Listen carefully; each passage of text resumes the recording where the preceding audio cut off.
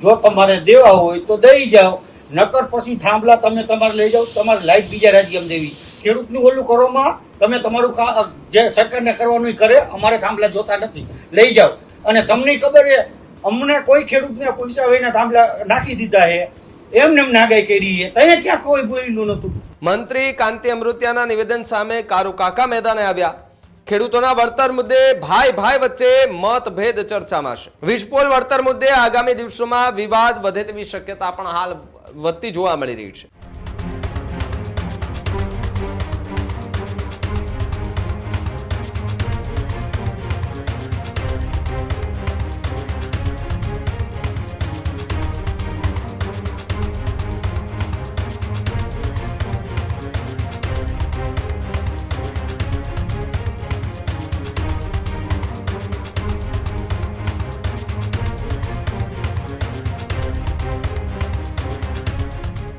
સમાચાર મોરબીથી મળી રહ્યા છે. મોરબીમાં મંત્રી કાંતિ અમૃતિયાનું 71 લાખના વળતરવાળું નિવેદન અને ફરી એકવાર ચર્ચા શરૂ થઈ. વીજપોલના વળતર મુદ્દે ભાઈ રાકેશ અમૃતિયાનો સણસણતો જવાબ જોવા મળ્યો.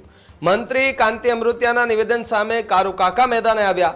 ખેડૂતોના વળતર મુદ્દે ભાઈ વચ્ચે મતભેદ ચર્ચામાં છે. રાકેશ અમૃતિયાએ કાંતિભાઈના દાવા સામે સવાલો ઉઠાવ્યા, જ્યાં જમીનના વળતર મુદ્દે સરકારના નિર્ણય પર સવાલો ઉઠાવ્યા છે. ખેડૂત પરિવારમાંથી જ વળતરનો મુદ્દો ઉઠ્યો છે. વિરોધનો એક અવાજ ઉઠી રહ્યો છે. વીજપોલ વળતર મુદ્દે આગામી દિવસોમાં વિવાદ વધે તેવી શક્યતા પણ હાલ વધતી જોવા મળી રહી છે. ત્યારે મોરબીમાં મંત્રી કાંતિ અમૃતિયાના 70 લાખના નિવેદન પર હવે વિવાદ વધુ છંછેડાતો હોય તે પ્રકારના દ્રશ્યો જોવા મળી રહ્યા છે. મંત્રી કાંતિ અમૃતિયાનું નિવેદન આવ્યું અને ત્યારબાદ તેમના ભાઈ રાકેશ અમૃતિયાએ સણસણતો જવાબ આપતા શું કંઈ કહ્યું, સાંભળીએ એમને. મેં હમણાં એક સભામાં વિડીયો જોયો, મંત્રી શ્રી, મારા ભાઈ શ્રી અને કલેક્ટર શ્રી ખેડૂતને 80-70 લાખ રૂપિયા દેવાની વાત છે, પણ મારા મુજબ ક્યાંય 70-80 દીધા એવું મને લાગતું નથી. બીજા નંબરમાં અમારે 70-80 જોતા નથી, અમારે 400 ગણા જોઈએ.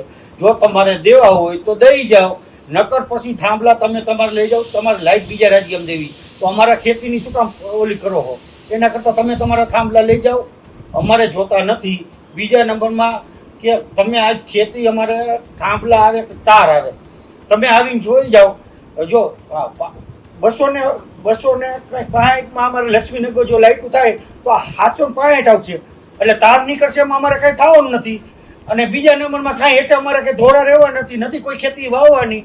તો પછી તમારે થાંભલા લઈ જાઓ, અમારે પૈસા નથી જોતા, અમારે તમારે જ્યાં રાજ્યમાં દેવ ત્યાં નાખો, અમારે નથી જોતી. અને બીજા નંબરમાં ખોટું બોલવાનું બંધ કરો.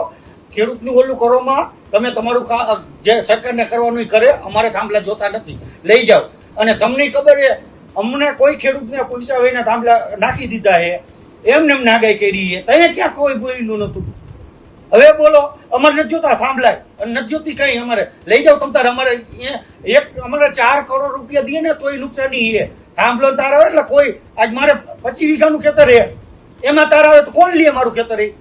અને આવી રીતે ખેડૂતને 50 વીઘાના ખેતરે કોણ લે? તમે નુકસાની જુઓ ને.